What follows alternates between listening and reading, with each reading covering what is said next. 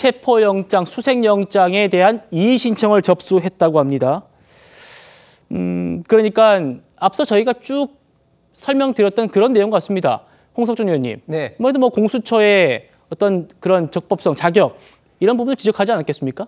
그렇습니다. 아무래도 그 공수처는 명시적으로 법에 내란 관련된 부분에 대한 어떤 수사 권한이 없는 기관입니다. 지금 현재 직권 남용을 가지고 저렇게 내란죄로 지금 수사를 하고 있다는 것은 누가 보더라도 지금 현재 문제성이 굉장히 이제 많은데 거기다가 지금 현재 또 체포 영장까지도 지금 현재 그 판사 쇼핑을 통해서 지금 발부를 통해서 그리고 또 영장 그 담당 판사의 또 정말 어떻게 보면 입법 판사를 또 그런 어떤 역할을 통해서 지금 현재 그 형사소송법 110조, 111조를 제외하는 이런 어떤 많은 어떤 문제가 있는 절차상 문제가 있는 예. 이런 부분에 대해서 신청을 여러 가지 포함해서 한 것 같습니다. 그렇군요, 신조 의원님. 예. 자, 윤곽금 변호사가 이렇게 말했답니다. 서울 서부지법이 발부한 체포 및 압수수색 영장은 형사소송법 및 헌법에 반하여 집행할 수 없으므로 집행을 불허한다는 재판을 구한다.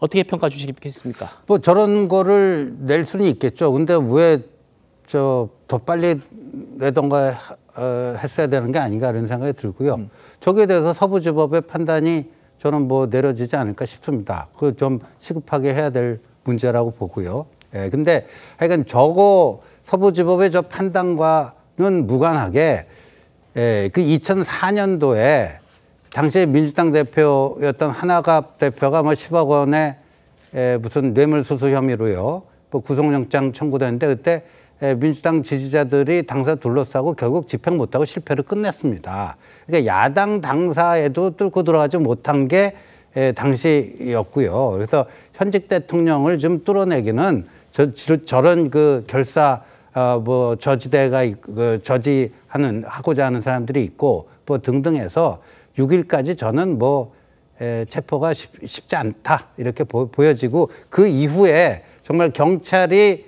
국가수사본부가 제대로 해서 검찰을 통해서 그 중앙지법에 영장 신청하는 이런 전공법을 선택을 해야 된다고 봅니다. 알겠습니다. 김광삼 변호사님, 지금 이 형사소송법 얘기는 아무래도 아까 110조, 111조 그거를 법 적용하지 예외로 한다. 이 부분이 잘못됐다라는 것 같고 헌법에 반한다. 이런 부분은 어떤 거라고 보십니까? 모르겠어요. 무슨 취지로 이의 신청했는지 체포영장에 대해서 이의 신청하는 것도 저는 또 처음 보거든요.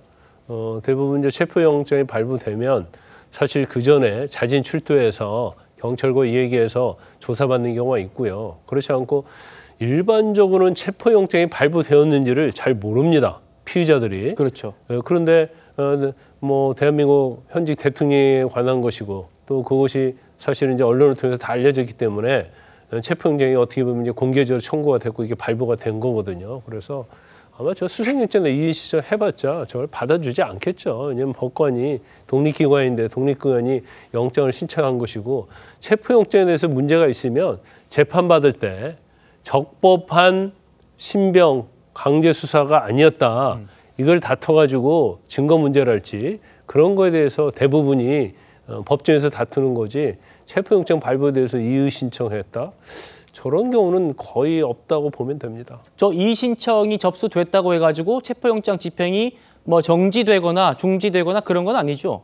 그렇게 할 수는 없을 거예요. 아마 저건 정치적 좀 제스처고 정치적인 제스처. 또 지지자들에 대한 어떤 뭔가를 보여주기 위한 것이다 이렇게 볼 수밖에 없을 것 같아요. 예, 대통령 측에서 법적으로 이 부분에 대해서 다투고 있다라는 정치적인 또 의미의 행동 아닐까 이런 말씀이셨어요.